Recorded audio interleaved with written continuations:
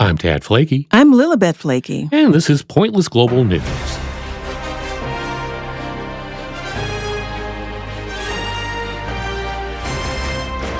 On today's show, Chuck E. Cheese is arrested for credit card fraud. Then a kinky kitty wants your underwear, not your affection. Finally, a serial butt sniffer in Burbank is arrested. Again, more on that smelly story later, but first, wearing the furry mask of the iconic Chuck E. Cheese mascot Mouse, an employee of the popular children's birthday destination, was arrested for using a stolen credit card at one of the chain's Florida restaurants. In Florida, of course. That's where all this fun stuff happens. Chucky, come with me, Chucky, a police officer in Tallahassee told the suspect, "Stop resisting. You're being detained." The arrest occurred Wednesday, according to the probable cause report from police, while photos from bystanders showed an officer removing the man's rodent mask with its gray fur, exaggerated ears, and perpetual smile, and placing it atop a Tallahassee Police Department vehicle. The investigation began when a woman called police to report that someone was using her child support Visa debit card, which she hadn't seen since she last visited Chuck E. Cheese in late June. Charges to the card were made at a smoke shop, grocery store, and a Whataburger. The woman tracked down the suspect by going to the grocery store and viewing surveillance footage from the time her card was used. She recognized the man from Chuck E. Cheese. When police officers arrived at the restaurant, one of them entered first to verify that the suspect was there. He was, and he wasn't wearing the mask. The suspect looked very nervous. He gazed at me with wide eyes and squared shoulders in a tense manner. The officer and another officer soon returned to the Chuck E. Cheese, where the suspect had since been donning his rodent mask. The officers asked another employee if the suspect was in the mouse suit. She shook her head up and down, indicating, yes, that's him. That's the rat.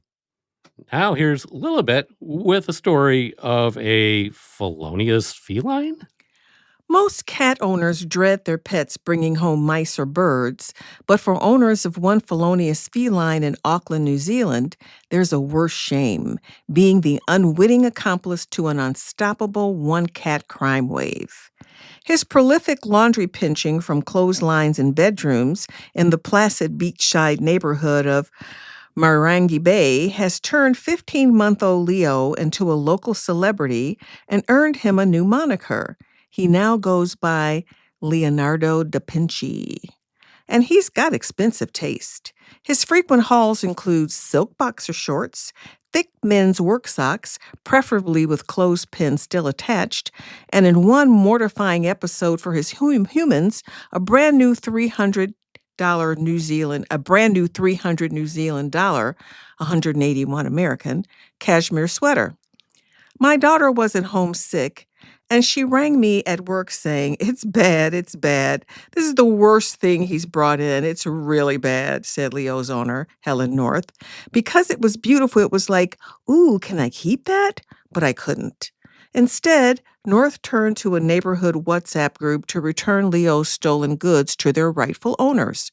Her usual message, "Are these your undies?"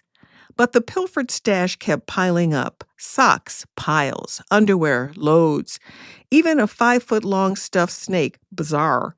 On one record-setting day, Leo returned with 9 items, enough for a full outfit if you don't mind a mix of everything from baby clothes to menswear.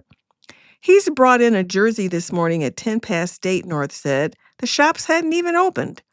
With dozens of items unclaimed, the embarrassed owner took her search for Leo's victims wider this month, posting photos of his hauls on a local Facebook page, along with an apology and her address. Those who showed up to claim their belongings included a woman who recognized her pink and purple underpants, and a boy whose beloved and missing sports jersey was helpfully identified by his name printed on the back. The ire North expected over Leo's cat burgling antics didn't eventuate, although one of his targets, who is allergic to cats, now dries her laundry indoors. "All our neighbors think he's amazing," she said. "Some of them are quite put out that he hasn't actually stolen anything of theirs.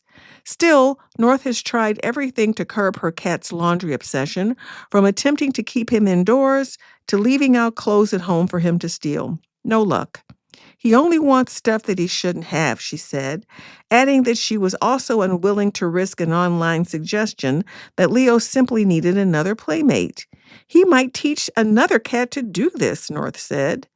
Leo's life of crime began when he was first allowed outdoors a year ago, but his family hopes it's just a juvenile phase. I hope he grows out of it because I don't want to do this for like 15 years, North said. This is a lot of work. For now, on the streets of Marangi Bay, Leonardo da Vinci remains at large. Well, the worst our cat ever did was steal a ham steak off the kitchen counter. Good old Nipper, yes. And quite talented. Unfortunately, I caught him before he got downstairs with the ham steak. He would have been so sick if he'd eaten that whole thing. And you snapped his tail. I grabbed him by the tail. That's the best part of the story. He made the mistake of looking back. If he hadn't looked back, he probably would have gotten away. Now, there's a stray cat in our neighborhood, which we found out a few days ago that it actually belongs to a neighbor, but he was raised as an outdoor cat. He was adopted by them.